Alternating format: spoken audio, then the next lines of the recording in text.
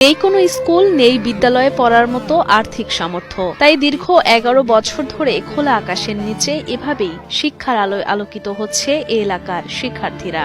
আমি ক্লাস 3-তে পড়ি, আমার কাছে ভালো লাগে এখানে পড়া।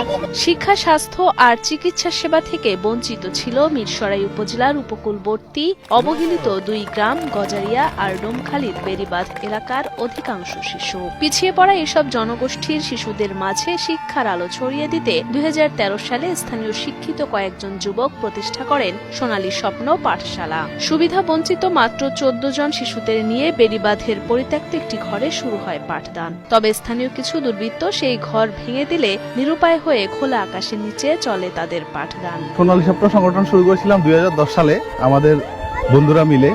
কিন্তু আমরা চিন্তা করলাম দীর্ঘদিন যাবত যে আসলে আমাদের বেড়িবাঁধ এলাকা যে একটা চরাঞ্চল, এই এলাকায় যারা অনেকেই সুবিধা বঞ্চিত আছে, অনেকেই শিক্ষা বঞ্চিত ছিল ওই সময়।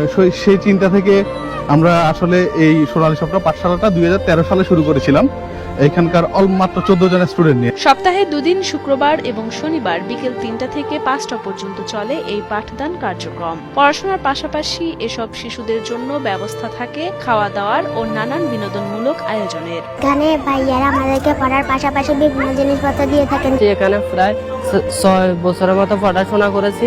আমি এখন দূরে একটা স্কুলে পড়াশোনা করি। অনেক শিক্ষার্থীর স্বপ্ন জয়ের সারথি হয়েছে সোনালী স্বপ্ন। সংগঠনের সদস্যদের ক্ষুদ্র প্রচেষ্টায় প্রতি বছর প্রাথমিক সমাপনী পরীক্ষায় এসব এলাকার শিশুরা অংশ নেয় এবং তারা কৃতিত্বের সঙ্গে উত্তীর্ণ হয়। পরবর্তীতে তারা ভর্তি হচ্ছে বিভিন্ন মাধ্যমিক বিদ্যালয়ে। প্রাথমিকভাবে আমরা শুক্র শনিবার কিন্তু সময় দিতাম। আমরা পড়ানোর পরে যে কোনো বিষয়ে ওরা কিন্তু আস্তে আস্তে সচেতন হচ্ছে। ওদেরকে শীতবস্ত্র দেওয়া থেকে শুরু করে ঈদে সেমাইশিরি দেওয়া, অন্যান্য সময় ওদের খেলাধুলার আয়োজন করা। প্রায় সময় আমরা ওদেরকে বিভিন্ন ধরনের, যাতে ওরা শিক্ষার প্রতি আগ্রহ হয়, বিভিন্ন শিক্ষা সামগ্রী, বিভিন্ন খাদ্য সামগ্রী এগুলো আমরা কিন্তু বিতরণ করে থাকি তাদেরকে উৎসাহ দেওয়ার জন্য।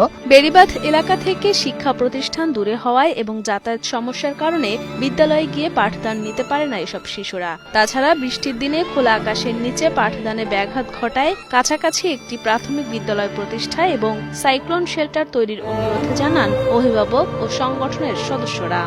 স্কুল করে দেন, নাতি বর্ষাতে লেখাপড়া করতে পারে না, ফিরি দুনি নিতে পারি না, আপনারা কষ্ট করি সহযোগিতা করেন। স্টুডেন্ট অবস্থা আমরা এটা চালু করেছিলাম, এখন সবাই চাকরিজীবী, এখন আসলে আমাদের নিজেদেরই সময় দিতে অনেক কষ্ট হয়ে যায়। আমরা এই জন্য চাই এখানে একটা পার্মানেন্ট একটা প্রতিষ্ঠান হোক।